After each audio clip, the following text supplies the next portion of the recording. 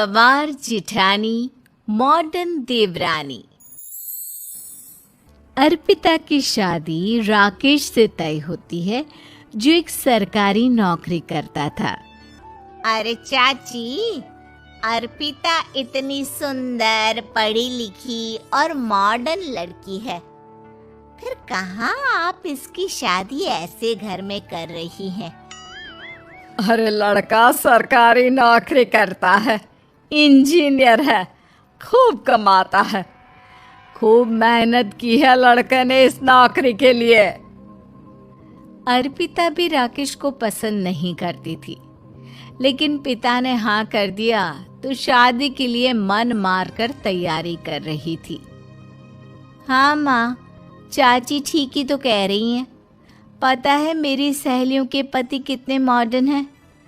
अरे देख बेटा, तू मॉडर्न है ना, वो पढ़ने लिखने वाला गांव का होनहार लड़का है। तू जैसा रखेगी रहेगा। अब तक कोई उसकी केयर करने वाला नहीं था। है तो सिर्फ एक भाई भाभी, और माँ पिता तो गांव में ही रहते हैं। अर्पिता का मुंह बन जाता है। वो पिता के फोन से राकेश का नंबर लेकर उसे मिलने के लिए बुलाती है। आज तो मैं उसे साफ साफ मना कर दूंगी, मुझे नहीं करनी शादी। शक्ल देखिए, ना कपड़े पहनने का तरीका है ना बोलने का। अर्पिता राकेश से मिलने जाती है। अब क्या हो गया? आपने मुझे अर्जेंट मिलने को बुलाया। सब ठीक तो है ना? हाँ सब ठीक है, पर मैं आपसे कुछ कहना चाहती हूँ। आप ना इस शादी से मना कर दे। राकेश की आंखें अर्पिता की इस बात से लाल हो जाती है। वो रूंधे गले से कहता है, लेकिन शादी की सारी तैयारियां हो गई हैं। मैंने आपके साथ एक अच्छे भविष्य का सपना भी देख लिया है। ऐसा मत करिए प्लीज। माँ पिता के अलावा मैंने किसी को दिल से अपना माना है तो वो आप ही है। देखिए, मुझे आपसे कोई समस्या नहीं है, लेकिन आप मेरे जैसे नहीं हैं। मैं मॉडर्न लड़की और आप।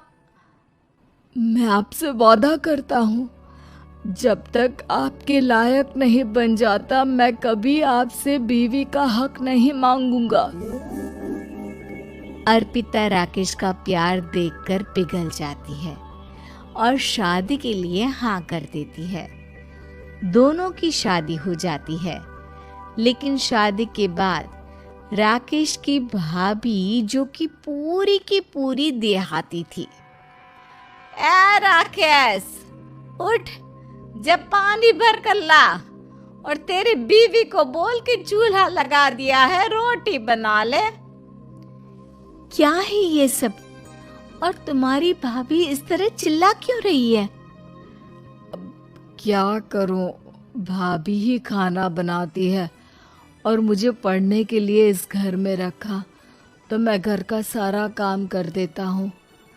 अब तुम आ गई हो, अपने तरीके से देख लो। ये मकान तो तुम्हारे पापा ने बनवाया था ना, शहर में, ताकि बेटा पढ़ाई कर सके। हाँ, पर भाभी ही पूरे घर में रहती है। ठीक है, देखो अब। अर्पिता बाहर जाती है। सूट पहनी अर्पिता को देखकर जेठानी का पारा हाई हो जाता है। ए शहर की हीरोइन, यहाँ ना चलेगा ये सब, समझी? साड़ी पहनो, साड़ी। वो नारंगी वाली निकाले हैं तुम्हारे लिए, जिसमें हरे रंग का फूल बना है, और सीधे पहुंचो रसोई में। मेरे आगे नहीं चलेगा ये सूट बूट का नाटक, समझी? देखिए भाभी, अब बड़ी हैं। आपने राकेश की पढ़ाई में मदद की, लेकिन ये मकान इनके पिताजी का है, तो मैं अपना पोर्शन अलग कर रही हूँ।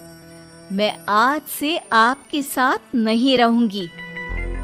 जेठानी का तो मानो पारा ही हाई हो जाता है।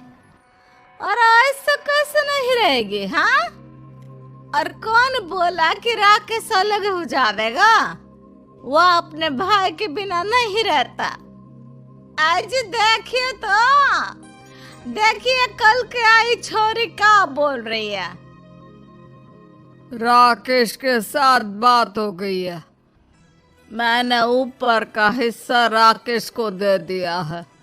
उसकी अपनी जिंदगी शुरू हो रही है, तो अच्छा है ना कि अब रसोई भी अलग हो जाए।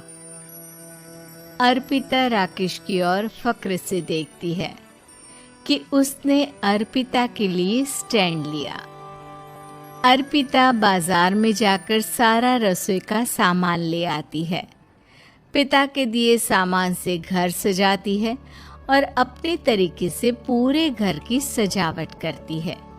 शाम को राकेश ऑफिस से आता है।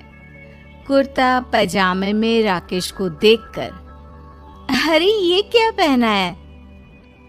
भाभी सिलती है ना कुर्ता, मैं सारी कमाई भाभी को ही दे देता हूँ। लेकिन अब ना बीबी को देना होगा, क्योंकि भैया भी अच्छी नौकरी करते हैं। भाभी अपने पति का पैसा संभालें और मैं अपने पति का पैसा संभालूंगी। तभी भाभी आ जाती है। अरे देखो बहुत हो गया। हाँ, अलग रहने तक तो ठीक था, लेकिन पैसा हम एक फूटी कौड़ी नहीं देंगे। बचपन से तुम्हारे पति को हमने पाला है, उसका हिसाब दो। अच्छा, हिसाब चाहिए? कितना पढ़ी हैं आप जो आपको हिसाब चाहिए? बड़े भाई हैं उनकी, जिन्होंने उन्हें पढ़ाया लिखाया। वो हिसाब मांगेगी तो जरूर दे दूंगी भाभी। अरे देख, हाँ, अगर तूने पढ़ाई की है तो मैं भी अंगूठा छापना हूँ। अरे 5 की क्लास तक पूरी पढ़ाई की है, समझे?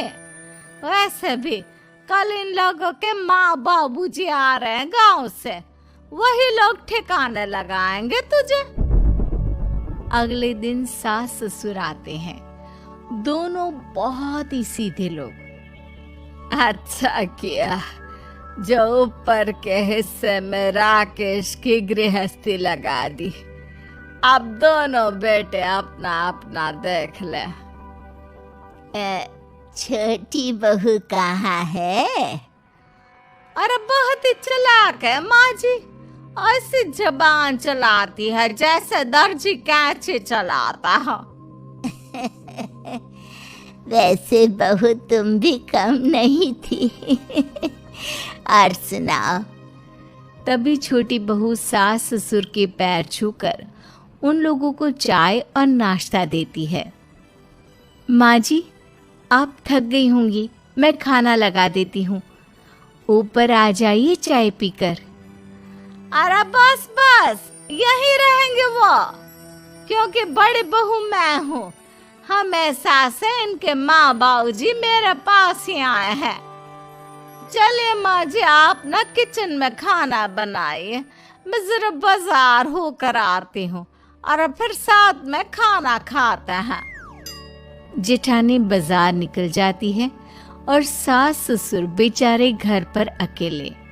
फिर दोपहर को, माँ जी, मैंने आप सभी के लिए खाना बनाया है।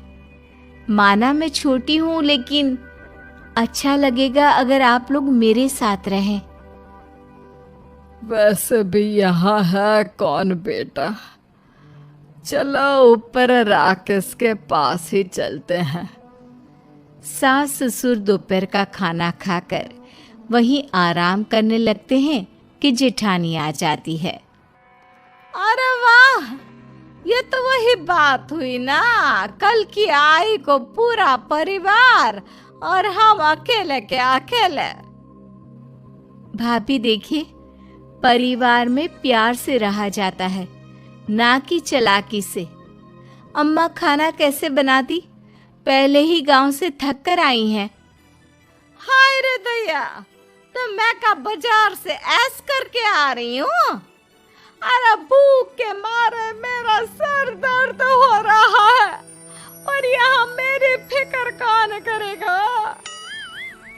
अरे तो किचन में खाना है, लगा देती हूँ मैं भाभी। बड़ी बैठकर खाना खाती है और शाम को जब राकेश घर आता है, अरे राकेश, तू तो पूरा हीरो लग रहा है इन कपड़ों में। ऐसे कपड़े पहले क्यों नहीं पहनता था? राकेश बीवी की तरफ देखता है और फिर कहता है, माँ पहले पहनाने वाली नहीं थी ना। हाँ हाँ, और हम जो हाथ से सिल सिल कर कुर्ता पहनाते थे उसका का? अरे तुम्हारे भैया तो आज भी पहन रहे हैं। तभी अर्पिता सास के लिए कपड़े और ससुर के लिए शर्ट पैंट ला कर देती है। उन लोगों को फ्रिज से ठंडा पानी और टीवी में फिल्म दिखाती है। अरे कब से इनको बोल रहे हैं कि फ्रिज वाले आओ, लेकिन ये है कि मानत ही ना है। बहू अब तो तुम ही समझाओ ससुर जी को।